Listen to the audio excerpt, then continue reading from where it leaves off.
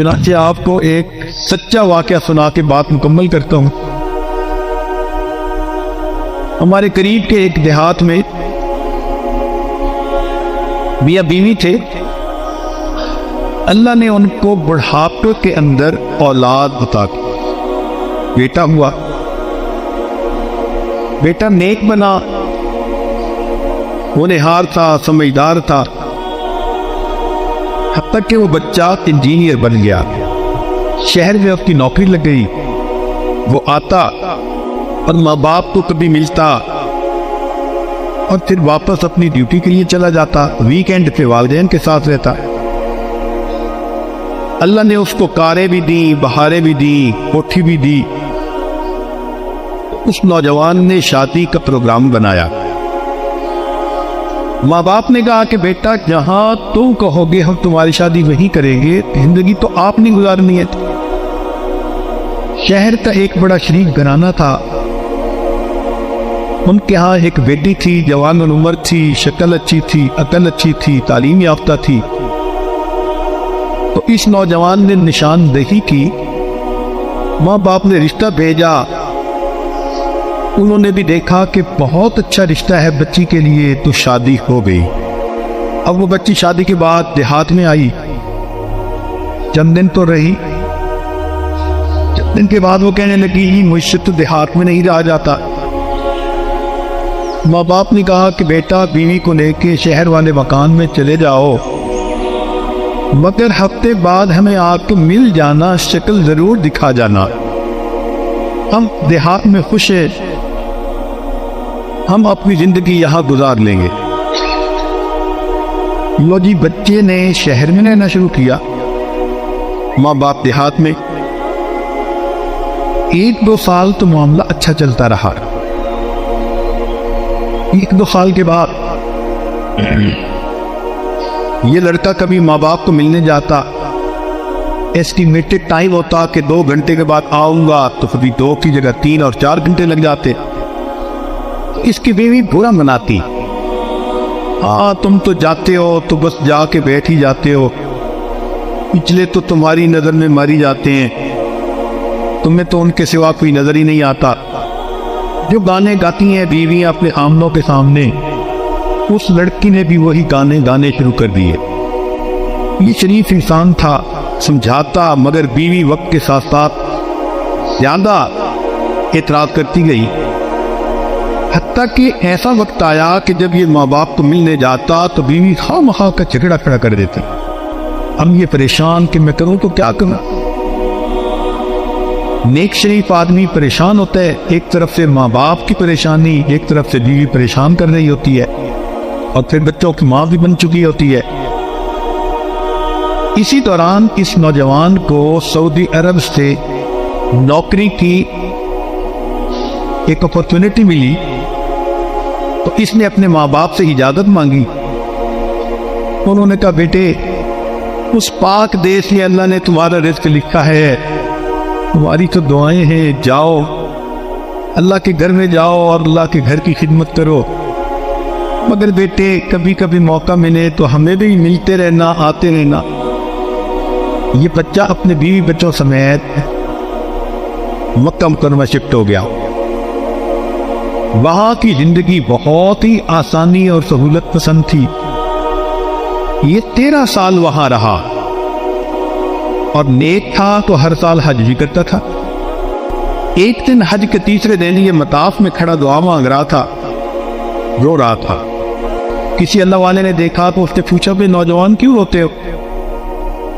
इसने कहा कि मैंने 13 हज किए, हर साल तवाफ़े इफादा करने के बाद या तवाफ़ विदा करने के बाद मैं ख्वाब देखता हूं कि कहने वाला कहता है तेरा हज कबूल नहीं हुआ। अब हज किया तो अब फिर यही ख्वाब देखा।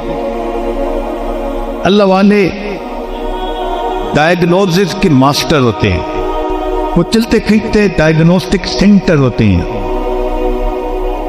उन्होंने 2 बातों में बात पहचान ली कि मसला क्या। ये नौजवान 13 साल से अरब में था, तो शुरू में तो माँ बाप को खर्चा भी भेजता था, सलाम कलाम प्याम भी होता रहता था। इस जमाने में फोन नहीं होते थे, ये उस जमाने की बात है। आम टेलीफोन नहीं होते थे, सेल फोन तो थे ही नहीं, देहातों में भी फोन नहीं होते थे। तो हाजी उम्रे पे आने जाने वाले लोगों के जरिए पैगाम भेज देता था। लेकिन कुछ सालों से राबता ही न रहा था इसका माँ बाप से। तो उन्होंने तवज्जो दिलाई कि मियाँ जाओ और माँ बाप को राजी करके फिर वापस आओ। चुनाचे ये नौजवान अपने घर आया, बीवी को कहा कि मैंने छुट्टी ले ली है और मैं अपने मुल्क चक्कर लगा रहा हूँ माँ बाप के पास। बीवी ने आए बाएं शाएं करने की कोशिश की, तो अब इस नौजवान ने उसको शेर की आंख से देखा, तो फिर वो दबक के बिल्ली की तरह बैठ गए। नौजवान ने तैयारी की, वतन वापस आया।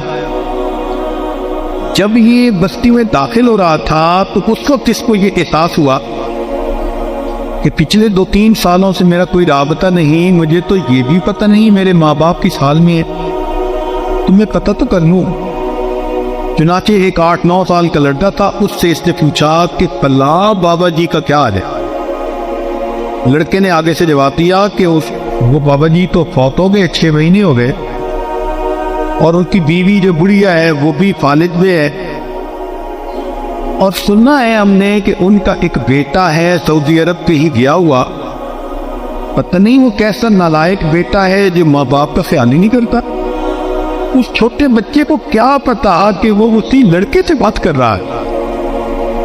बात करके लड़का तो चला गया, लेकिन इसके दिल के तार छेड़ गया। अब इसको नदामत हुई कि ओहो, मैंने वाकई बहुत बड़ी खता की।